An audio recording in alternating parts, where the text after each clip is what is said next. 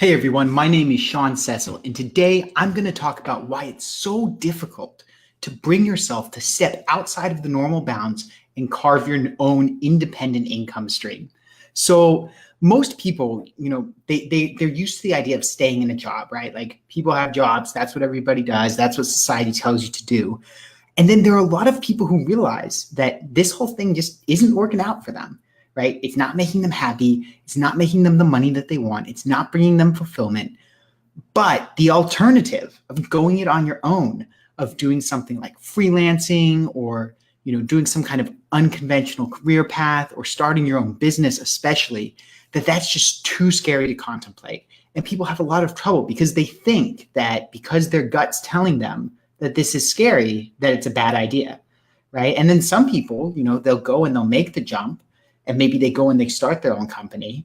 And then at that point, it doesn't get better, it gets worse. It's even scarier than it was before they were thinking about it. And they get overwhelmed, they go, oh my God, did I make a mistake? And people, they trust that gut feeling that because it's scary, it's a bad idea, right? That whole thought process that something scary must be bad, right?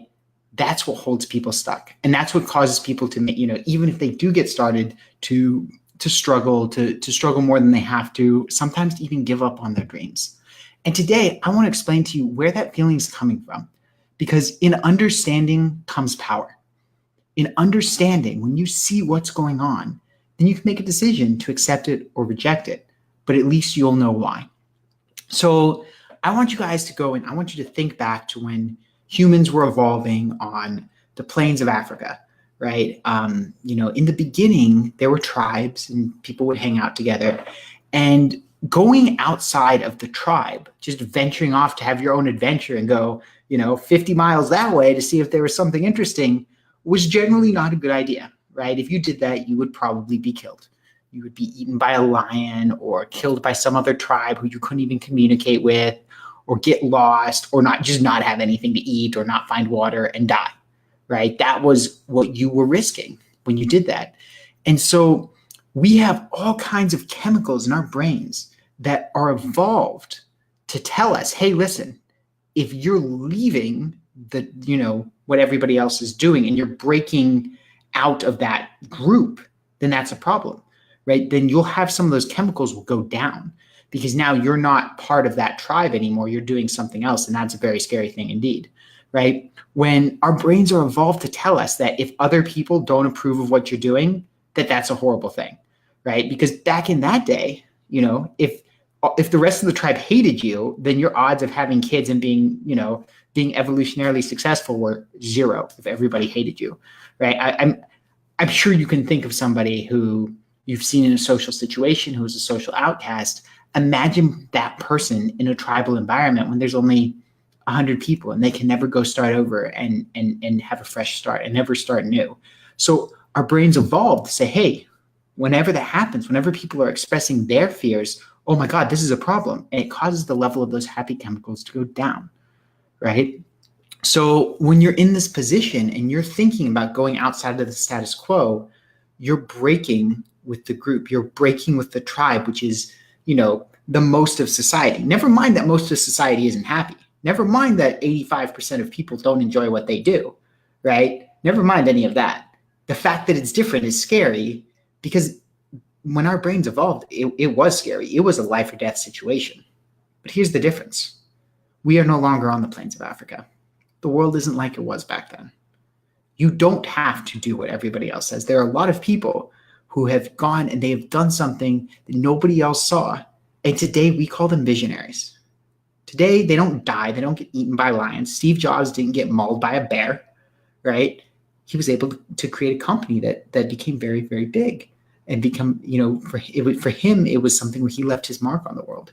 And so if you're looking at carving your own path, then you have to realize that your brain is going to send you signals that are not accurate, because it was evolved for a different environment.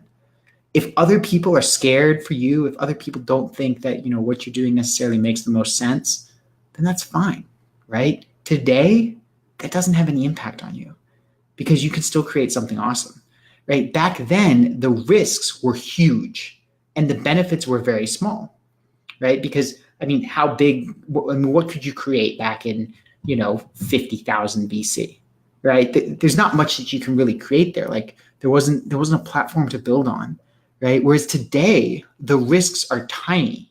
The chance of you actually running into the kinds of existential threats that people ran into back then is almost zero. And the scale of what you can create is massive, right? So our brains are evolved to have a risk-reward calculation and a risk-reward balance that's the exact opposite of today's environment. So when you're looking at stuff, when you're looking at carving your own individual income, now you know where that dread's coming from. Now you know that your brain is evolved to think differently than the way the world really is today. But here's the good thing. In understanding comes power. And when you realize that, and you realize that sometimes those signals just don't apply, then you can consciously turn them off. You can say, hey, brain, I know this is what you think. I get that. It's cool. Don't worry about it. I've got this. And that conscious part of your brain, when you do that enough times, your subconscious will eventually get the message. You just got to give it a good reason. You got to make sure that it knows what's going on, because what you're dealing with is a scared child, right? Fundamentally, the mammalian part of our brain is equivalent to, a 2-year-old, right? And if you do it enough times, then it will learn, and then things won't be so scary anymore, because now you know where that's coming from. So guys, that is something that you really need to take away. It's super applicable. If you guys are interested, if you're at the point where you're like, yeah, I'm not going to live like I'm a caveman or cavewoman.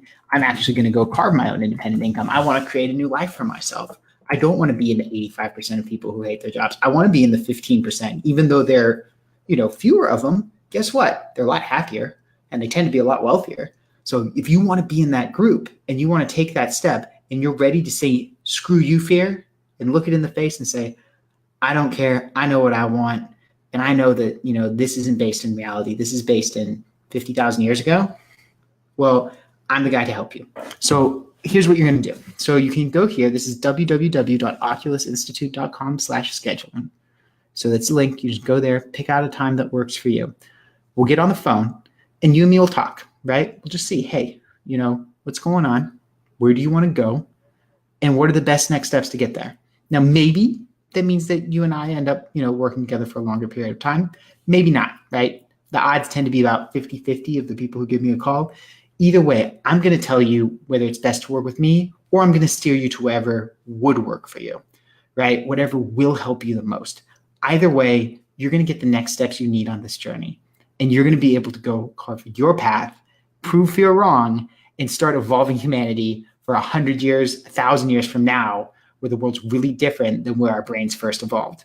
Because humanity is still evolving, guys, right? Those of us who make it, those of us who are successful, we're the ones who are going to pass on something new to our kids. And eventually, things will change. And this unwieldy human brain won't be so unwieldy 1,000 years from now. So guys, looking forward to talking to you, wishing you the best, and have a wonderful day.